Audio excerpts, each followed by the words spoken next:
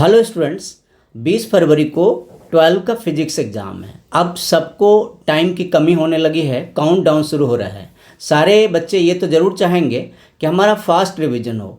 तो आज मैं आपके लिए एसी की पूरी फार्मूला लिस्ट और कॉन्सेप्ट के साथ, ये नहीं कि सिर्फ मैंने फार्मूला लिख दिया, पूरी कॉन्सेप्ट आपको मिलेगी फार्मूला की। और आप देख रहे हो JEE Guru Vijay Sinha 11, 12 and JEE. आप इस चैनल को सब्सक्राइब करके रख लो अगर पहली बार आए हो। आपके फ्रेंड्स को शेयर करो और वीडियो को एंड तक देखो, आपको बहुत ही बेनिफिट मिलेगी।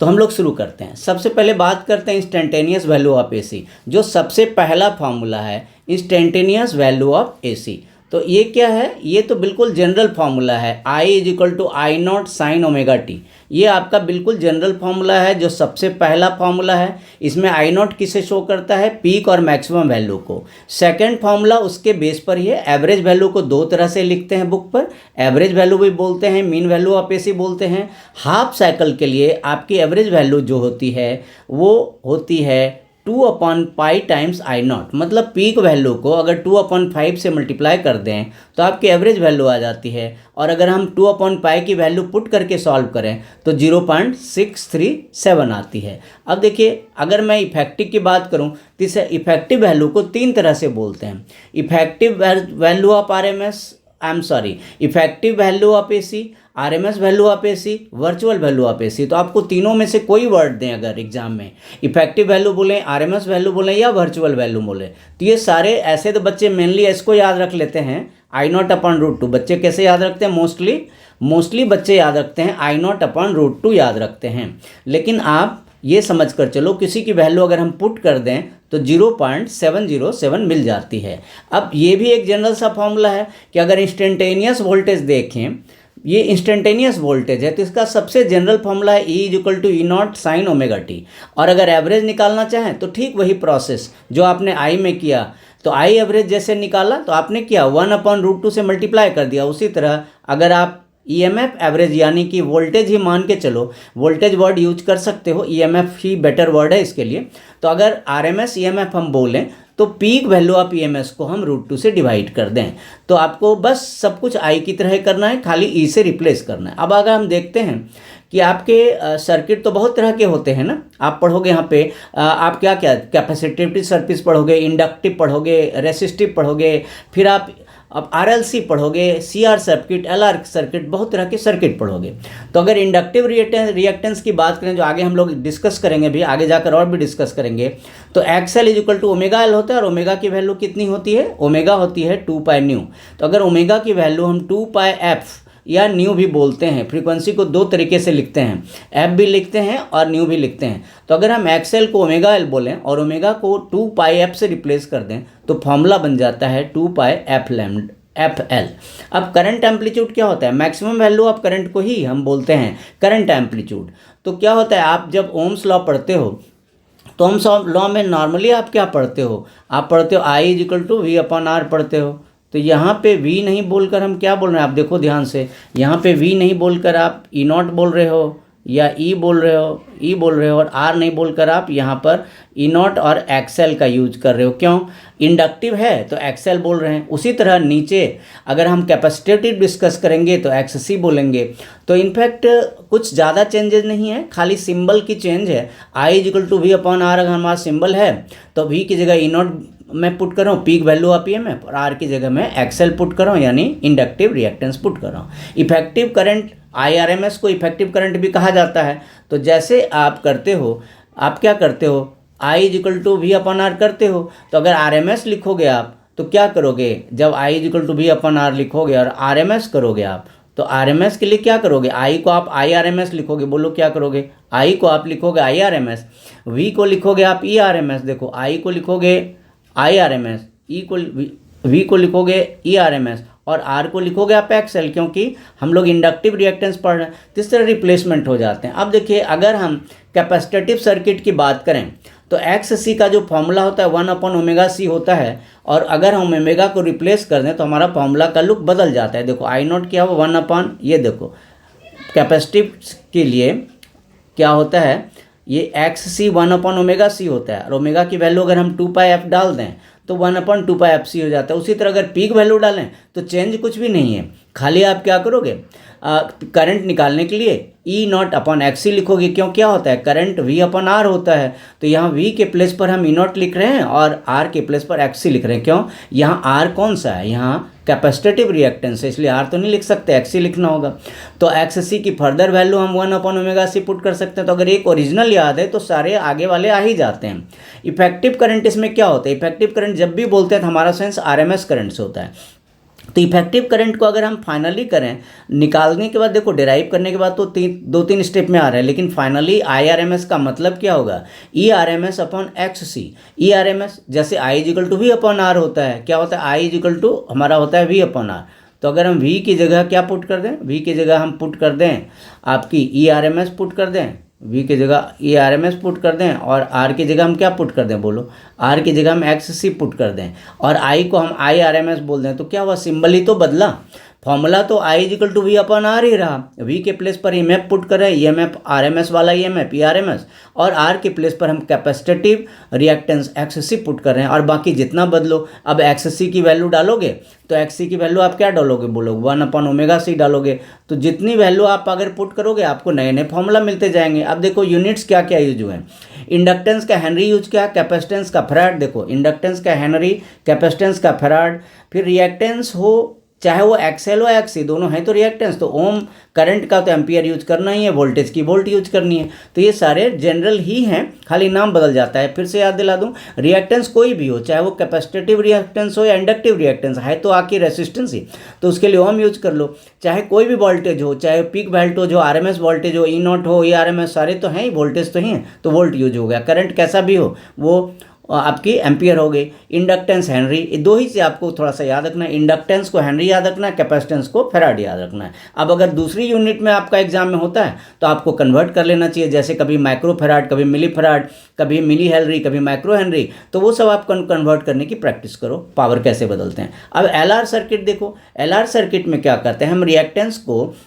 इम्पीडेंस बोलते हैं। देखो एलआर सर्किट में क्योंकि क्या क्या इन्वॉल्व हो गया एलआर सर्किट में, इंडक्टेंस भी इन्वॉल्व हो गया और रिएक्टेंस भी, देखो दो चीज इन्वॉल्व हुआ। एलआर सर्किट जब बोलेंगे इंडक्टेंस भी लग गया और रेसिस्टेंस भी लग गया। तो एलआर सर्किट में जो आर होता है वो ये वाली होती है, देखो ये मेन, तो इसको पकड़ो आप, जेड जो इम्पेडेंस होता है, इम्पेडेंस किसके लिए स्टैंड करता है, रेजिस्टेंस के लिए। जब हमारा एलआर सर्किट है तो वहाँ रेजिस्टेंस सिर्फ आर नहीं होगी या एक्सएल नहीं होगा, वहाँ पे आर भी इन्वॉल्व होगा, एक्सएल भी इन्वॉल्व होगा। तो वहाँ पे जेड इक्वल टू आप क्या बोलोगे, square root of R square plus XL square. Further आप एक्सएल भी पुट कर सकते हो, एक्सएल की वैल्यू ओमेगा एल पुट कर सकते हो। तो फॉर्मूला तो बदलता जाता है, तो ये कोई फर्क नहीं, आपको मेनली फेज एंगल देखना है। फेज एंगल जो है बदलते रहेगा। जैसे देखो अगर एक्सएल वाला है तो आप एक्सएल अपॉन आर लिखोगे, आगे देखोगे अगर कैपेसिटेटिव है, कैपेसिटेंस वाला है तो एक्स सी अपॉन आर लिखोगे। और कॉस फाई भी ऐसे ही होता है, जेड बदलते जा रहा है। देखो कॉस फाई होता तो आर अपॉन जेड है, कॉस फाई क्या होता है बोलो, आर अपॉन जेड, लेकिन जेड की वैल्यू हमेशा बदलती जाएगी। जो आप देखोगे कि जेड की वैल्यू हर सर्किट के लिए अलग होती है। अभी मैंने जो एल आर के लिए यूज किया उसमें square root of R square plus XL square है, लेकिन जब हम सी आर सर्किट के लिए यूज करेंगे तो इम्पीडेंस की वैल्यू देखो R square plus X C square है, और एक्स सी की जगह क्या पुट कर दिया, देखो एक्स सी की जगह क्या पुट कर दिया, 1 अपॉन ओमेगा सी पुट कर दिया। देखो सब कुछ मिलते जुलते हैं। टेन फाई देखो एक्स सी अपॉन आर है, cos phi R upon Z है, यहाँ जेड कौन सी लग जाएगी, यहाँ जेड लग जाएगी सी आर सर्किट वाली, यानी R square plus X C square whole square root, ये लग जाएगा। उसी तरह अगर एल सी आर सर्किट देखोगे तो यहाँ इंपीडेंस की वैल्यू देखो, जेड की वैल्यू बिल्कुल बदली हुई है। यहाँ पे जब एल सी आर सर्किट बोलते हैं तो हमारा सेंस है आपकी हो गया इंडक्टेंस, कैपेसिटेंस, रेसिस्टेंस। कौन कौन सी, इंडक्टेंस, कैपेसिटेंस, रेसिस्टेंस। तो ये तीनों लग गई, तो इसमें देख तो आर भी लग गया, एक्सएल भी लग गया और एक्सी भी लग गया। आप कहोगे आगे क्या है सर, कुछ नहीं है, एक्सएल की जगह आपने W L omega L, I am sorry, XL की जगह आपने ओमेगा एल पुट किया और एक्सी की जगह आपने 1 अपॉन ओमेगा सी यानी एक्स सी की वैल्यू पुट कर दी है। तो होता वही है, देखो टेन फाइव भी वैसे ही है, खाली जेड की वैल्यू बदली हुई है। आप देख रहे हो खाली जेड की वैल्यू बदलती जा रही है। जेड की प्लेस पर जैसा सर्किट होगा, अगर सी आर है तो सी आर की तरह का, अगर एल आर सर्किट की तरह का, अगर एल सी आर है तो जेड की वैल्यू ही सिर्फ बदलती है। मेन फार्मूला देखो टेन फाई का फार्मूले में थोड़ा सा न्यूमरेटर चेंज होता है, कॉस फाई में जेड होती है हर समय। देखो कॉस फाई आप देख पा आर अपॉन जेड, जेड ही तो बदलता है, तो जेड की वैल्यू बदलते जाओ, आपकी कॉस फाई की वैल्यू भी बदलती। जेड कैसे बदलती है, सर्किट के हिसाब से। अब एक रेजोनेंट फ्रीक्वेंसी होती है, कौन सी फ्रीक्वेंसी, देखो रेजोनेंट फ्रीक्वेंसी। तो रेजोनेंट फ्रीक्वेंसी जो होती है वो ये वाली वैल्यू डेराइव्ड है, F R is equal to 1/2 pi square root of L C. उसी से हम क्यू फैक्टर डेराइव कर लेते हैं। क्यू फैक्टर डेराइव करने के बाद एंड में ऐसा आता है, वैसे बीच में जो है वो डेफिनेशन आपके बीच में नहीं, omega R upon omega 2 minus omega 1, ये सारे आपके डेफिनेशन से कनेक्टेड होते हैं। फाइनली ये डेराइव होकर 1/r into square root of L upon C हो जाता है। इसमें ओमेगा 1 ओमेगा 2 एंगुलर फ्रीक्वेंसीज हैं, और रेजोनेंट वैल्यू में ये इसका रोल इतना है कि रेजोनेंट वैल्यू के लिए ओमेगा आर यानी रेजोनेंट फ्रीक्वेंसी यूज करते हैं। तो आप इसको याद रख लो, एक बार रेजोनेंट फ्रीक्वेंसी को याद रख लो। अब आगे बढ़ते हैं, हम यूनिट्स क्या लगाते हैं। तो यूनिट्स जो हमने अब पीछे डिस्कस किया है कि आर हो, देखो रेसिस्टेंस हो, एक्सएल हो, एक्सी जेड हो, क्या आर हो, एक्सएल हो, एक्सी हो या जेड हो, सारे हैं तो रेसिस्टेंस ही। आर रेसिस्टेंस है, एक्सएल इंडक्टिव रिएक्टेंस है, एक्सी कैपेसिटिव रिएक्टेंस है, जेड इम्पीडेंस है, लेकिन सारे रिएक्टेंस की तरह ही बिहेव करते हैं। तो क्या होता है, सबके यूनिट आपके ओम हो जाएंगे और आपकी एंगुलर फ्रीक्वेंसी जो ओमेगा है वो रेडियन पर सेकंड हो जाएगी। पावर ऑफ एसी सर्किट की बात करते हैं, तो पावर ऑफ एवरेज पावर अगर आप करोगे तो ये फॉर्मूला होता है, देखो पी एवरेज क्या है, E R M S into I R M S into cos phi. E R M S into I R M S, देखो आप इस चीज़ को पकड़ो, E R M S into R M S का product, उसको एवरेज पावर नहीं कह के अपरेंट पावर कहते हैं। एवरेज पावर क्या होता है, E R M S into I R M S into cos phi. लेकिन अगर हम कॉस फाई को छोड़ दें, E R M S into I R M करें तो अपरेंट पावर बोलता है। बहुत बार न्यूमेरिकल में कन्फ्यूजन हो जाती है, तो आप क्या करो, अपरेंट पावर को थोड़ा सा याद रखो। पावर फैक्टर क्या होता है, यही जो हम लोग बार बार कॉस फाई पढ़े हैं हर समय, पीछे से हम लोग हर समय कॉस फाई पढ़ रहे हैं, तो cos phi R upon Z, यही तो पावर फैक्टर है। आप बोलोगे सर कैसे याद रखूँ, कुछ नहीं, सर्किट के हिसाब से आप मेन याद रखो, cos phi is equal to R upon Z. Z according to circuit change होते जाएगा, कभी एल आर सर्किट, कभी सी आर सर्किट, कभी एल सी आर सर्किट। तो बार बार ये जो लिखा हुआ है एल सी आर सर्किट के लिए, देखो किसके लिए, ये एल सी आर के लिए, क्योंकि देख रहे हो इसमें कितनी चीज़ जेड के प्लेस पर है। देखो यहाँ जेड क्या है, square root of R square plus X L minus X C whole square. तो ये इम्पीडेंस किसके लिए है, एलसीआर सर्किट। एवरेज पावर अगर पर साइकिल देखो प्योर रेसिस्टिव सर्किट के लिए, किसके लिए, रेसिस्टिव सर्किट के लिए देखो, तो एवरेज पावर की वैल्यू डिराइव होकर किस तरह की आ जाती है, देखो ये पूरी डेरिवेशन हो जाती है। अगर आप प्योर इंडक्टिव सर्किट देखो या प्योर कैपेसिटिव, आप ध्यान से पढ़ो, अगर आप प्योर इंडक्टिव देखो या प्योर कैपेसिटिव सर्किट, अभी मैंने ऊपर जो बताया प्योर रेसिस्टिव सर्किट का, लेकिन आप प्योर इंडक्टिव या प्योर कैपेसिटिव सर्किट की देखोगे एवरेज पावर, तो डेरिवेशन करके ये जीरो आता है, आपको याद रखना है, जीरो न्यूमेरिकल के लिए। एनर्जी का फॉर्मूला स्ट्रेट फॉरवर्ड है, एनर्जी इंडक्टर का हो तो U is equal to half L I square, L क्या होता है इंडक्टेंस, आई करंट। अगर आप कैपेसिटर का देखो तो U होता है हाफ सी बी स्क्वायर, और सी बी को अगर हम C की वैल्यू पुट कर दें तो बदल कर half Q square upon C हो जाता है। तो ये आपके कैपेसिटेंस से जुड़ी हुई है। तो दो तरह की एनर्जी आपने पढ़ ली, इंडक्टर वाली हो गई U इज इक्वल टू आपकी हाफ एल आई स्क्वायर हो गई, और अगर कैपेसिटर का देख लो U is equal to half C V square हुआ, जो फर्दर डेराइव होकर half Q square upon C हो गया। अब देखो पावर एवरेज हो या कैसे भी पावर वाट होगी, करंट कैसे भी होगा एम्पियर होगी, एनर्जी कैसे भी होगी वो जूल होगी, और रिएक्टेंस कैसा भी होगा, चाहे आर एक्सएल एक्सी कुछ भी हो, जेड, वो सारे ओम होंगे। एलसीआर सर्किट के लिए एक रेजोनेंट फ्रीक्वेंसी का फॉर्मूला आप याद रख लो। रेजोनेंट फ्रीक्वेंसी की कंडीशन क्या होती है, एक्सएल और एक्सी इक्वल हो जाते हैं। कब रेजोनेंस होता है, एलसीआर सर्किट में रेजोनेंस करवाने के लिए एक्सएल और एक्सी को इक्वल करना पड़ता है, यानी इंडक्टिव रिएक्टेंस और कैपेसिटिव रिएक्टेंस की वैल्यू अगर इक्वल हो जाती है तो एलसीआर सर्किट में रेजोनेंट फ्रीक्वेंसी जनरेट हो जाती है, जिसका फॉर्मूला डेराइव करके मिलता है F R is equal to 1/2 pi square root of 1/LC। F R को कभी कभी ओमेगा आर तो नहीं न्यू आर बोल देते हैं, एफ आर को क्या बोल देते हैं हम कभी कभी एफ आर को ही न्यू आर बोल देते हैं। ये एक ही चीज़ है, चाहे आप एफ आर बोलो या न्यू आर बोलो, न्यू ही लिखते हैं, फ्रीक्वेंसी को स्मॉल एफ भी लिखते हैं और न्यू है। एलसी ऑसिलेशंस का पूरा फॉर्मूला है, तो ये कुछ खास नहीं, उसी तरह का है जो आपने पढ़ा था, ओमेगा 1/स्क्वायर रूट ऑफ LC होती है, एंगुलर फ्रीक्वेंसी होती है, और ये आपकी फ्रीक्वेंसी होती है। दोनों में डिफरेंस कर लो, देखो इस दोनों में डिफरेंस करो, ओमेगा एंगुलर फ्रीक्वेंसी है लेकिन एफ सिर्फ फ्रीक्वेंसी है। अभी हम एलसी ऑसिलेशन की बात कर रहे हैं, डेफिनेशन में नहीं जाऊँगा, वीडियो बहुत लंबी हो जाएगी। आपकी ये क्यू और आई का जो है बेसिक फॉर्मूला है, क्यू का फॉर्मूला और आई का फॉर्मूला बेसिक वाला है। अगर आप एनर्जी स्टोर्ड बोलते हो तो एनर्जी स्टोर्ड हमने अभी जो पढ़ा था उससे रिलेटेड है। तो आपने जो डिराइव किया था वही है, कुछ नया नहीं है, खाली मैक्सिमम करने के लिए क्यू नॉट लगा देते हैं। देखो टोटल निकालना चाहें तो चलो दोनों को ऐड कर लेंगे, कुछ खास नहीं। अगर आप बेसिक क्लियर है आपकी, आपको अगर इलेक्ट्रिकल एनर्जी कैपेसिटेटिव सर्किट के लिए पता है, मैग्नेटिक एनर्जी इंडक्टिव के लिए मैग्नेटिक एनर्जी होगी और कैपेसिटेटिव के लिए आपकी इलेक्ट्रिकल एनर्जी होगी। दोनों का फॉर्मूला है आपका, अगर कैपेसिटेटिव और इंडक्टिव दोनों का एनर्जी याद है तो टोटल कितनी होगी एलसी सर्किट के लिए, ऐड कर देंगे। यूनिट्स आपके सब पुराने टाइप के हैं। ट्रांसफार्मर के लिए फॉर्मूला बहुत ही इंटरेस्टिंग है। देखो आप क्या देख रहे हो कि E2/E1 is equal to I1/I2, आप देख पा रहे हो क्या है E2/E1। अगर E2/E1 की वैल्यू अगर I2/I1 है तो कैसा रिलेशन है, इन्वर्सली प्रोपोर्शनल है या प्रोपोर्शनल है। तो जहाँ यहाँ पे 1 जितनी डिनोट कर रही है, सारे 1 प्राइमरी के लिए हैं, 1 क्या है सब प्राइमरी कॉइल के लिए हैं और 2 सारे सेकेंडरी कॉइल के लिए। के क्या, के को बोलते हैं ट्रांसफार्मर रेशियो, टर्न रेशियो। याद रखो के को क्या बोलते हैं, ट्रांसफार्मर रेशियो है, टर्न रेशियो। तो आप ध्यान से रखो, टर्न का तो प्रोपोर्शनल चल रहा है, आप ध्यान से देखो टर्न के हिसाब से क्या चल रहा है, आप ध्यान से देखो, मैं यहाँ लिख रहा हूँ टर्न के हिसाब से आपको इन्वर्सली प्रोपोर्शनल लग रही है या प्रोपोर्शनल लग रही है।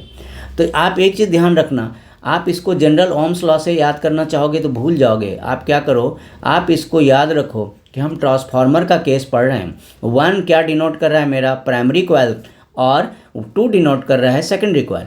तो जब आप बोलते हो E2/E1 I2/I1 तो आप I1 बोलते हो current through primary coil, I2 बोलते हो करंट थ्रू सेकेंडरी कॉइल। उसी तरह N1 बोलते हो तो turns in primary coil, N2 बोलते हो turns in secondary coil. Current के साथ इन्वर्सली प्रोपोर्शनल है और नंबर ऑफ टर्न्स के साथ ये डायरेक्टली प्रोपोर्शनल है, मतलब मोर number of turns more EMF। तो ये सारे आपको दिमाग में रखने चाहिए। अब इफिशियंसी बच्चों को याद रखना चाहिए, इफिशियंसी निकालने बोलते हैं तो इफिशियंसी का फॉर्मूला क्या है, आउटपुट पावर, किसका एफिशिएंसी, ट्रांसफार्मर की एफिशिएंसी, आउटपुट पावर अपन इनपुट पावर इंटू 100%, ये एफिशिएंसी होती है। यूनिट आपके पीछे की तरह है। एसी जनरेटर आज के लिए लास्ट है। अभी तक जिन्होंने चैनल को सब्सक्राइब नहीं किया अभी अभी कर लीजिए, अपने फ्रेंड्स के साथ शेयर कीजिए, वीडियो को लाइक जरूर कीजिए। ये अभी लास्ट टॉपिक है अभी एसी जनरेटर। फ्लक्स का फॉर्मूला क्या होता है, NBA cos ωt, ये आपको याद होता है। मतलब ये B.A से निकला है, ये निकला कहाँ से, B.A से। तो मैं अभी उसके डेप्थ में नहीं जा रहा हूँ कहाँ से आया कैसे आया। तो आप फ्लक्स NBA cos ωt देखिए और बाकी फॉर्मूला सब तो बेसिक यूज है, E0 NBA ओमेगा यूज हो रहा है और बाकी सब फॉर्मूला यूज हो रहा है। आपको बेसिकली फ्लक्स याद रखनी है और फ्लक्स से रिलेट करके आपको इंस्टेंटेनियस EMF हो या मैक्सिमम EMF हो, सारे निकल जाते हैं। आपको यूनिट का बहुत ही ध्यान रखना पड़ता है एसी जनरेटर में। यूनिट देखो, फ्लक्स का वेबर होता है, फील्ड का टेस्ला होता है, बाकी तो सारी चीज़ आपको याद रहती ही होगी। मैं सबको रिक्वेस्ट करूंगा कि आपकी एक क्लिक मेरे लिए कितनी बड़ी मोटिवेशन होती है। आप एक लाइक की बटन दबाते हो या आप सब्सक्राइब की बेल आइकन दबाती हो, मेरे लिए कितनी मोटिवेशन जनरेट करती है। मैं कितना काम करने के लिए हाईली मोटिवेटेड होता हूँ, मैं बता नहीं सकता हूँ। आप बच्चे ही तो मुझे आगे बढ़ा सकते हो। मैं आपके लिए बिल्कुल रेगुलर लगा रहा हूँ, आप भी मुझे आगे बढ़ाओ। Thank you so much, see you soon.